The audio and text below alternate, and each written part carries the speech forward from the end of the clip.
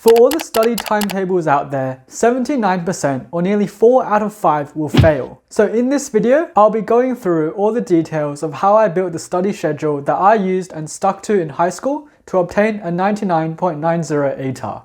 Make sure you watch to the end of this video as I'll be uncovering and explaining the secrets of how to apply this template, which I'll explain how you can get a free copy of later on, to your own individual study routine.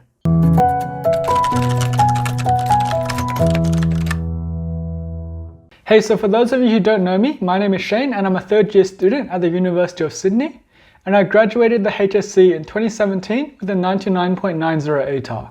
On this channel, I share a lot of unique studying tips and tricks, as well as insights into college life. So if any of that is useful or interesting to you, subscribe to this channel and like this video to not miss out on more of these videos in the future. So I found the best way to understand something is to actually do it. So I'm going to show you what goes into my timetable from the very beginning. While I used Google Docs for my original timetable, I've recreated it here using Excel since it's a lot clearer and neater, but don't worry, all the content and key structure will be the same. As you can see in this timetable format, what I've done is I've divided up into a certain date, starting at the 8th of June, which is when this video is recording. We have the term that we're in for the academic year, and we have the week of term that we're in. So at the moment, we're in term 2, week 7, and it's the Monday on the 8th of June 2020. Then in the following columns, we have certain task allocations. So you can write in tasks here to fill in what you need to want to be doing for that day. Then we also have a section for each week called weekly tasks, which is where you'll enter in any recurring task that you want to do for each week. I've also highlighted in blue Saturdays and Sundays, as well as school holidays, which is where you don't have to go to school. So these are days where you should have more time to fit in your own personal study routine. The reason why each week is different is because each week is at a different point in time relative to what I call the exam blocks, which is where you'll generally have a few exams in a short span of time. For example, you might have a few exams all together in 1 week at the end of term.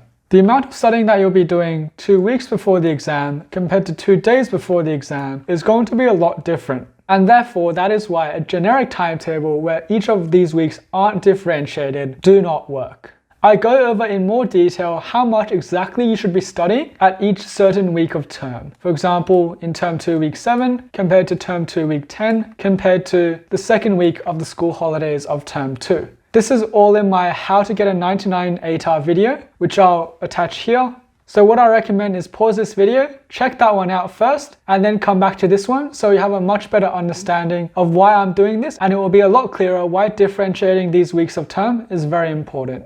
So the first thing to do is to have a look at your exam schedule that will be given to you by your school. Find out where all the exams that you're sitting are taking place and at what time, and populate this information into the study timetable. And what we want to do is we want to make this bold and in red font to highlight that it's an exam.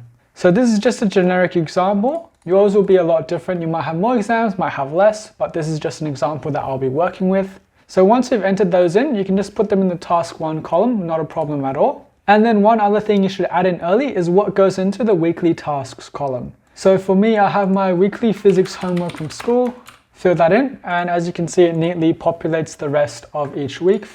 Be careful when considering what to put into these weekly tasks, as you don't want to be overloading yourself with unnecessary work each week, as since you'll be doing this for each week, you don't want to be doing something that's not useful at all. There's a lot of school homework that I've deliberately left out, as I don't intend to do that, since it won't be helping with my performance in actual exams. For example, this includes English readings or additional maths homework on topics that I'm already very comfortable with. As you can see, the Excel formula will just copy whatever in the previous row for the previous week, so you don't need to worry about having to fill it in multiple times. And you can enter in something if you're starting in week 8 instead of week 7. This is just an example. It will copy it to the other weeks, but not the week before that, which is not a problem. Now, once you've filled in those weekly tasks, as well as when your exams are going to be, you can finally start considering what tasks you actually need to be getting done those weeks. Another thing you should be doing early on is to black out any dates that you can't be doing any study at all. For example, on the Friday, I might have an important tournament. So what I'll do is I'll just fill those in with black. So now looking at the study plan, we want to be planning out for each subject, starting 2 to 3 weeks before the exam, which is where we're at now. And we want to consider things like time, as well as balancing subjects, so you don't do too much of one subject on the same day. You want to balance it out a bit with a few of the other subjects as well. Again, this focuses on efficiency and effectiveness, so you're a lot better off doing 1 hour of useful, productive study than actually 10 hours of useless, unproductive study that doesn't help you in your exam.